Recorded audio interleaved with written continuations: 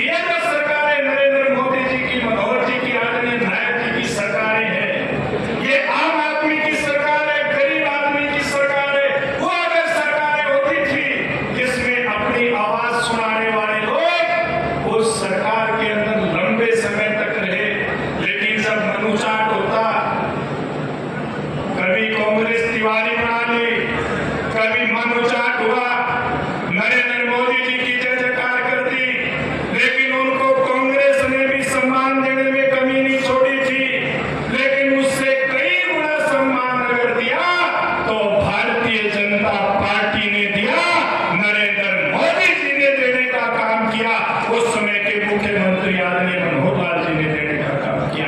मुझे पता उस समय में 6 साल तक पार्टी का अध्यक्ष था, इस प्रकार का मान सम्मान मिलता था। लेकिन आपके